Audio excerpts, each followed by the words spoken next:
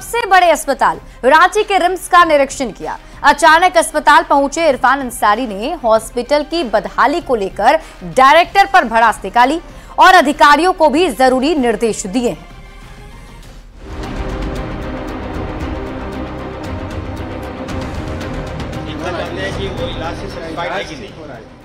झारखंड के health minister शुक्रवार को अचानक पहुंच गए प्रदेश के सबसे बड़े अस्पताल का विजिट करने। इस दौरान अस्पताल के कई कमरे बंद दिखे, कई मशीनें बेकार नजर आईं।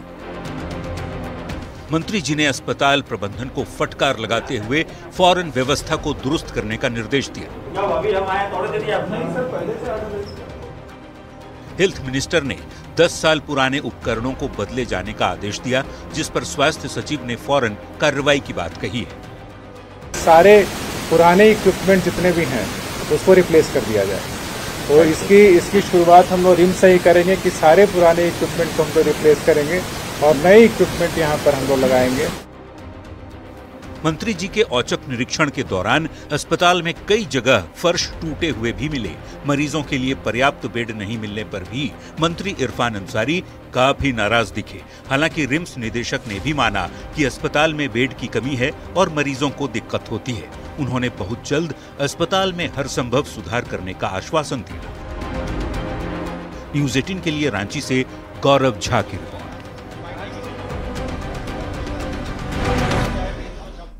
रघुवर दास के एक्टिव पॉलिटिक्स में एंट्री के बाद से झारखंड बीजेपी में उत्साह और उमंग देखने को मिल रहा है, पर इसके साथ ही एक सच्चाई ये भी है कि अगर रघुवर दास को झारखंड संगठन में जिम्मेदारी दी जाती है तो वैसी स्थिति में प्रदेश अध्यक्ष पद को लेकर दावेदारी का रुख ही बदल जाएगा, क्योंकि इस रेस के वो सबसे तेज घोड़े साबित हो सकते हैं।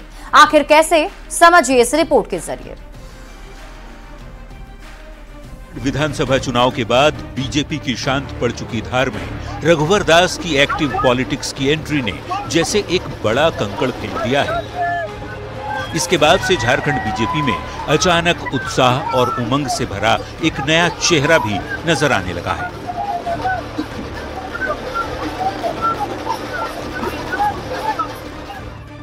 इन सबके बीच प्रदेश अध्यक्ष के दावेदारों की दौड़ भी तेज हो गई है। इस दौड़ में पहले से शामिल रविंद्र राय, अनंत ओझा, दिनेशानंद गोस्वामी को अब अचानक रघुवर दास से बड़ी चुनौती मिलने लगी है।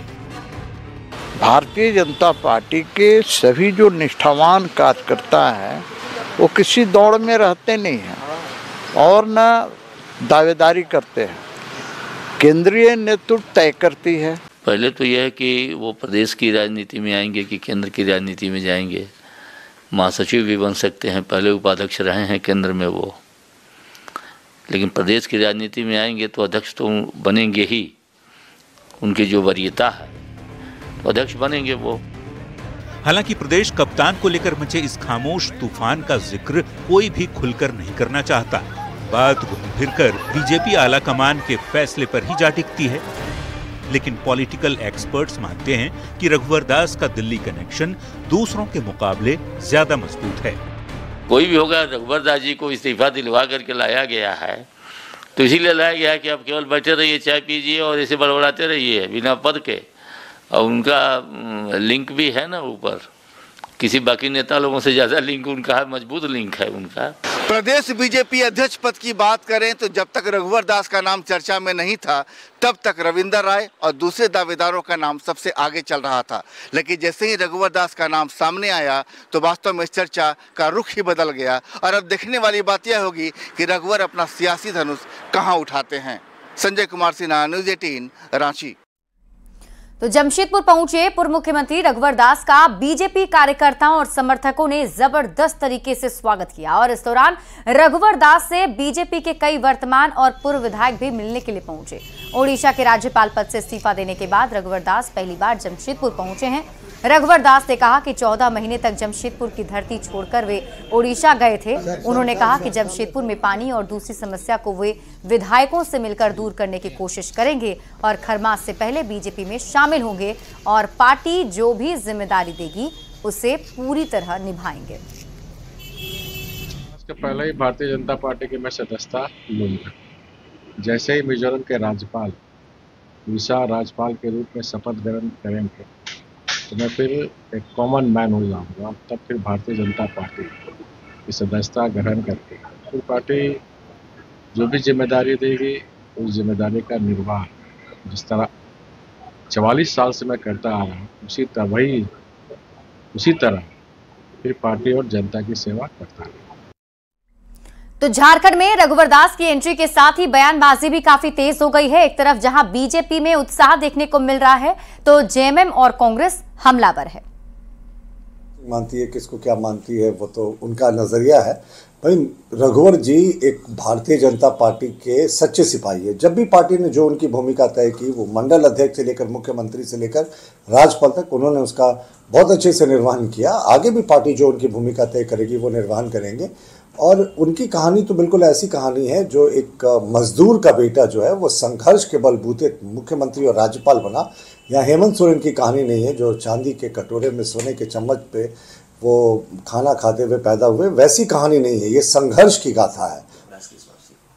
हम लोग कोई नज़र से नहीं देखते, वो उनका अंदरूनी मामला है। रघुवर दास आए जाए कोई जाए उससे क्या फर्क पड़ता है इंडिया गठबंधन को या झारखंड मुक्ति मोर्चा को। रघुवर दास जी तो थे, 65 पार का नारा दिया था इन्होंने, 25 पर लाके हम लोगों ने समेट दिया था और उसी का खामियाजा भुगतना पड़ा था उनको। एक तरह से बोलिए तो पनिशमेंट पोस्टिंग जिसको बोल सकते हैं, भेज दिया गया झारखंड से बाहर। फिर वो आ रहे हैं, चलिए उनका अपना मसला है। हमको लगता है अगले 25 साल तक झारखंड में कोई बहुत भविष्य हमको भारतीय जनता पार्टी का नहीं दिख रहा है। और आप यूं बताएं कि संगठन, हमारे गठबंधन का जो संगठन है आम आदमी के लिए, हम लोग आम आदमी की बात करते हैं, हम आम आदमी की जीने की संरचना तैयार करते हैं, हम लोगों को लाभ पहुंचाने का काम करते हैं। हमारे गठबंधन की सरकार हेमंत सोरेन जी के नेतृत्व में जो चल रही है वो हम लोग पूरी की पूरी तरीके से ग्रामीण क्षेत्र को विकसित करने की बात करते हैं।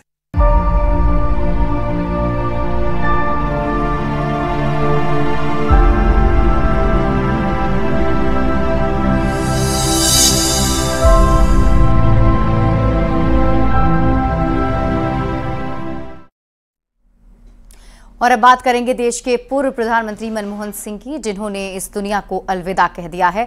पूरा देश उनकी याद में शोक मना रहा है। झारखंड में भी पूर्व प्रधानमंत्री मनमोहन सिंह के लिए 7 दिन का राजकीय शोक की घोषणा की गई है।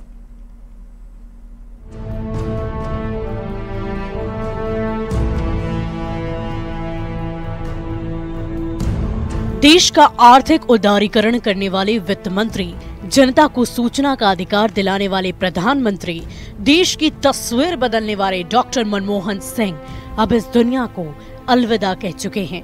उनके जाने से पूरे देश में शोक की लहर है। झारखंड सरकार ने पूर्व प्रधानमंत्री डॉक्टर मनमोहन सिंह के निधन पर उनके सम्मान में 7 दिन का राजकीय शोक की घोषणा कर दी है। राज्य के सभी ऐसे भवन जहां नियमित रूप से राष्ट्रीय ध्वज फहराए जाते हैं, वहां तिरंगा आधा झुका रहेगा। मनमोहन सिंह के निधन पर बड़कागांव के पूर्व विधायक अंबा प्रसाद ने शोक संवेदना व्यक्त की है। ओडिशा के पूर्व राज्यपाल रघुवर दास ने मनमोहन सिंह के निधन को देश के लिए अपूरणीय क्षति बताई और कहा कि देश ने एक बहुत बड़ा अर्थशास्त्री खो दिया है। तो देश के वित्त मंत्री थे तो उन्होंने आर्थिक उदारीकरण लाकर देश की अर्थव्यवस्था को मजबूत करने का काम किया था और उसी नीति के कारण श्रद्धेय अटल बिहारी वाजपेयी जी ने भी उस नीति को फॉलो किया। फिर अभी वर्तमान में हमारे आदरणीय प्रधानमंत्री मोदी जी भी उस नीति को फॉलो करके 5वीं अर्थव्यवस्था और 2028 तक दुनिया का 3री अर्थव्यवस्था भारत बनने जा रही है। तो ऐसे महापुरुष का जाना देश के लिए अपूर्णीय क्षति है। डॉक्टर मनमोहन सिंह का देहांत देश के लिए बेहद दुखद है। उनके योगदान इतिहास में दर्ज है और उनकी यादें देशवासियों के जहन में कैद है। Bureau report, news 18।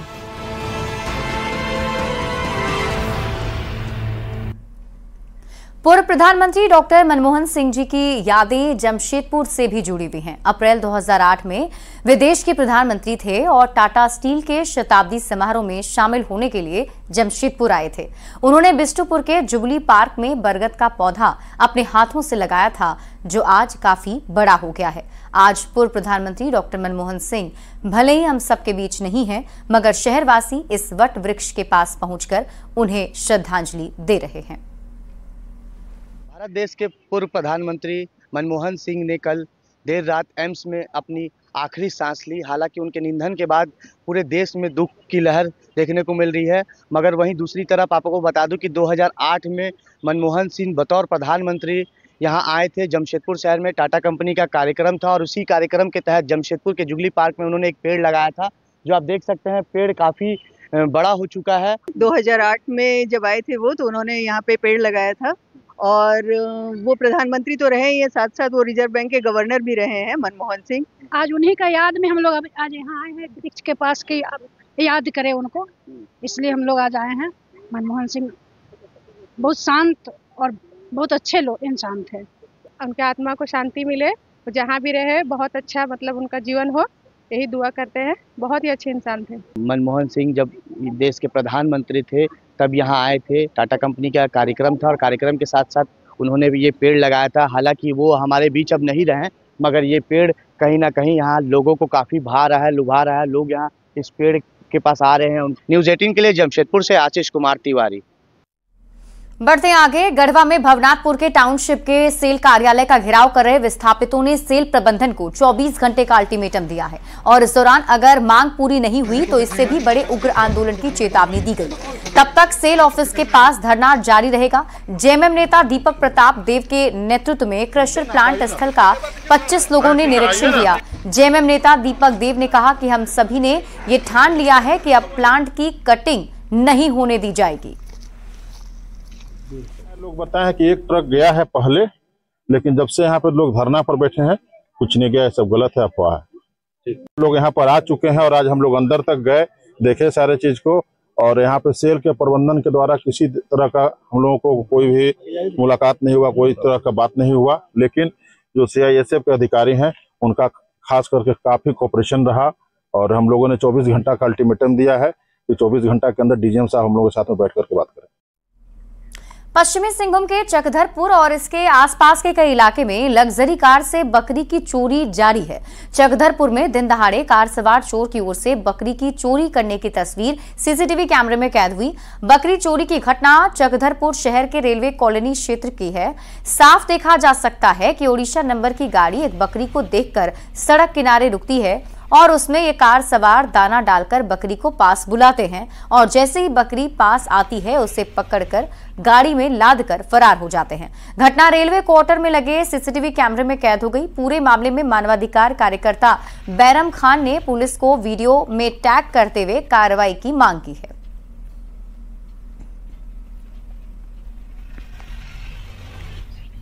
धनबाद में चासनाला खान दुर्घटना की 49वीं बरसी मनाई गई और इस मौके पर शहीद स्मारक पर शहीद मजदूरों को श्रद्धांजलि भी दी गई।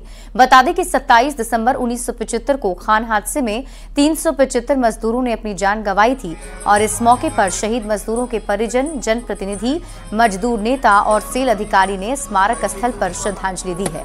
झरिया विधायक रागिनी सिंह ने कहा कि इतनी बड़ी खान दुर्घटना के बाद भी BCCL सुरक्षा को लेकर गंभीर नहीं है। घटना के 49 साल बाद भी कई मजदूर आश्रित को नौकरी नहीं मिल पाई। वे प्रयास करेंगी कि वैसे आश्रितों को नौकरी जल्द मिल जाए। वहीं सेल चासनाला निदेशक ने कहा कि सुरक्षा को सेल कंपनी पहली प्राथमिकता देती है और हमारे तरफ से हर संभव प्रयास रहेगा, क्योंकि ये एक ऐसा जगह है जो अपने मजदूरों के लिए शायद तो जीते जी नहीं हम लोग कर पाए, लेकिन आज उनके यादगार में अगर यहाँ हम लोग कुछ कर सके तो हमारे लिए सौभाग्य होता है। तो हम जरूर यहाँ के लिए सौंदर्यीकरण के लिए हर संभव और पहल करेंगे। मजदूर को जितना उसका अधिकार है, जो हक है, वो यदि वाजिब हम लोग दिला पाते हैं तो हम समझते हैं कि शहीदों के साथ साथ इसके अलावा और जो कई खान दुर्घटना हुआ है उन सभी शहीदों को भी हम लोग सच्ची श्रद्धांजलि देंगे। सेल प्रबंधन और हम सभी उपस्थित यहाँ के जितने भी लोग हैं सेल की तरफ से, हम सबकी श्रद्धांजलि उन सभी शहीदों के नाम पे है। आज का दिन हम उन्हीं की याद में जिए, उन्हीं को याद करें। झारखंड के स्वास्थ्य मंत्री इरफान अंसारी रिम्स के दौरे पर थे। उन्होंने रिम्स में चल रही 3rd और 4th ग्रेड की बहाली पर रोक का आदेश भी दिया। दरअसल साल 2020 में रिम्स की ओर से 242 पद पर बहाली निकाली गई थी। कुछ लोगों ने अवैध तरीके से बहाली की शिकायत की थी, जिसके बाद मामला कोर्ट तक पहुंचा था। कोर्ट ने बहाली को जल्द पूरा करने के आदेश दिए थे, जिसके बाद कागजातों का वेरिफिकेशन कराया जा रहा था। रिम्स डायरेक्टर ने बताया कि कोर्ट की ओर से 12 दिन में बहाली पूरी करने के निर्देश हैं, लेकिन अभी कुछ दिन के लिए इसे रोका जा रहा है। शिकायतकर्ता ने बहाली में स्थानीय लोगों को ही मौका देने की मांग की है। कमेटी जो लिस्ट दी है, जो एलिजिबल हैं, उनके डॉक्यूमेंट वेरिफिकेशन हो रहे हैं, लेकिन शायद माननीय विधायक जी को पता नहीं था और आज शोक जैसा कि आप देख रहे हैं डिक्लेयर हो गया, तो माननीय मंत्री जी ने मना किया है, तो मैं डॉक्यूमेंट वेरिफिकेशन अभी रोक देता हूँ 2-4 दिन में। चूंकि कोर्ट ने हमको टाइम दिया है जो 10-15 दिन का, उसमें हमें प्रक्रिया पूरी करनी है, तो दोबारा जब माननीय मंत्री जी आएंगे तो उनसे परमिशन लेके करवा देंगे। 242 लोगों का था, जिसमें अभी सर ने कहा कि 24 लोगों का। मैं आपको बताऊं 224 लोगों को इन्होंने फाइनल किया है, जिसमें बिहार, यूपी और संभल जैसे जगहों को लोग ले रहे हैं। मैं चाहता हूं कि 4th ग्रेड की नौकरी में 100% 100% स्थानीय की नियुक्ति हो और उसके तहत नियुक्तियां ले ले। रांची में एलजेपीआरवी की ओर से अभिनंदन समारोह का आयोजन किया गया, जिसमें कार्यकर्ताओं का स्वागत किया गया है। पार्टी के प्रदेश अध्यक्ष वीरेंद्र प्रधान ने कहा कि संगठन की मजबूती के लिए रणनीति बनाई जा रही है और आने वाले दिनों में संगठन को और मजबूत किया जाएगा। विधायक जनार्दन पासवान ने कार्यकर्ताओं के साथ पार्टी को झारखंड में मजबूत करने का दावा किया है। नए साल के मौके पर झारखंड के लोग करोड़ों की शराब पी जाते हैं। पिछले कई साल के अनुभव को ध्यान में रखते हुए उत्पाद और मद्य निषेध विभाग ने खास तैयारी की है। झारखंड बेवरेज कॉरपोरेशन ने सरकारी दुकानों के माध्यम से शराब की बिक्री के लिए हर ब्रांड के शराब का स्टॉक जमा कर लिया है। दरअसल बिहार में शराबबंदी कानून लागू है, ऐसे में बिहार से सटे झारखंड के इलाके में शराब की अधिक बिक्री होती है। पिछले साल 31 दिसंबर को रांची में ही 7 करोड़ से अधिक की शराब बिकी थी, जो इस बार 10 से 12 करोड़ तक बिकने की उम्मीद है। राज्य में इस बार करीब 50 करोड़ की शराब बिक्री की उम्मीद जताई जा रही है। हमारे जितने भी शॉप्स हैं, लगभग 1500 शॉप्स है पूरे स्टेट में, तो हम लोग जितने भी पॉपुलर ब्रांड है, जो सेलेबल ब्रांड है, हमारी दुकान में उपलब्ध है। जो भी ग्राहक चाहें वो अपना जाके खरीद सकते हैं। अमूमन 31 तारीख 1 जनवरी को सेल जो है मतलब अपेक्षाकृत अधिक होती है, तो हम लोग एक्सेप्ट कर रहे हैं कि अच्छा रेवेन्यू आएगा उस दिन। बिहार ड्राई स्टेट है, तो इस लेकर के वहाँ के भी बहुत से नाते रिश्तेदार चाहे दोस्त यार आ जाते हैं झारखंड में, और पड़ोसी राज्य की वजह से दिसंबर 31 से और 1 जनवरी से करीब 5 जनवरी माने जनवरी 15 जनवरी तक ये चलता रहता है सिलसिला। तो मैं इस बार ये आंकता हूँ कि पूरे राज्य में करीब 60 से 70 करोड़ का शराब बिकेगा। फरार गैंगस्टर प्रिंस खान के खिलाफ धनबाद पुलिस को बड़ी सफलता मिली है। पुलिस ने गैंगस्टर के 6 गुर्गों को गिरफ्तार कर लिया है। इनकी गिरफ्तारी से हाल ही में घटे 3 आपराधिक घटनाओं का भी खुलासा हुआ है। एसआईटी ने केंदुआडीह, कतरास और धनबाद के बरटांड में छापेमारी कर 6 अपराधियों को गिरफ्तार किया। सभी अपराधी किसी बड़ी घटना को अंजाम देने की फिराक में थे। इनके पास से 3 पिस्टल, 16 जिंदा गोली, 1 कार और 1 बाइक के साथ ही 7 मोबाइल बरामद किए गए हैं। गिरफ्तार अपराधियों में अपराधी गणेश गुप्ता ही मास्टरमाइंड है। के द्वारा सूचना के अनुसार अम्बुश लगाते हुए 3 जगह पर हम लोग लगातार रेड मारा। केंदुआडीह थाना अंतर्गत शिमला बहाल ब्रिज के पास से हम लोग टोटल 3 क्रिमिनल को हथियार के साथ गिरफ्तार किया। राजेश कुमार बदावन, अजय कुमार सिंह एवं सागर कुमार बल्ला। और कतरास थाना अंतर्गत गणेश गुप्ता एवं करण सिंह, जो पुलिस को देख करके मोटरसाइकिल में भाग रहा था, उनका भी पीछा करते हुए हम लोग गिरफ्तार किया। धनबाद के निरसा में चोर बेखौफ दिख रहे हैं। चोरों ने काली माता कॉलोनी और मनमन कॉलोनी में बीती रात 5 घर में चोरी की घटना को अंजाम दिया और करीब 15 लाख की संपत्ति की चोरी भी कर ली। ईसीएल कर्मी के बंद घरों को चोरों ने निशाना बनाया है। एक साथ 5 घर में चोरी से पुलिस की गश्ती के दावों पर भी सवाल उठने लगे हैं। घटना की जानकारी मिलने पर पुलिस मौके पर पहुंची और आसपास के सीसीटीवी फुटेज को खंगालते हुए जांच में जुट गई है। 10 बजे ड्यूटी चला गए, सुबह 6 बजे आए तो देखने ताला टूटा हुआ है। दबाया इधर से देखा तो सब पूरा चोरी हुआ हो गया है। चोरी सोना का था, चांदी का था, पीतल का कुछ था, कांसा का था सामान, यही सब चोरी ले गया। 10 लाख के ऊपर लुट गया है। हो गया, पूरा सामान वामान आके देख रहे हैं तो पूरा सब बिछा हुआ है। कुछ हमको लग रहा है ये सोना कुछ बर्तन वर्तन लेके गया है। और मेरा मोटा मोटी कुछ मेन पेपर है जो अभी तो हम चेक नहीं किए हैं, लेकिन हो सकता है हमको लग रहा है ये कुछ पेपर ऊपर इम्पोर्टेंट पेपर लेके गया है। मोटा मोटी 1.5-2 भरी सोना था। और फिलहाल इस बुलेटिन में अभी के लिए बस इतना ही। आप देखते रहिए न्यूज़ 18 बिहार झारखंड।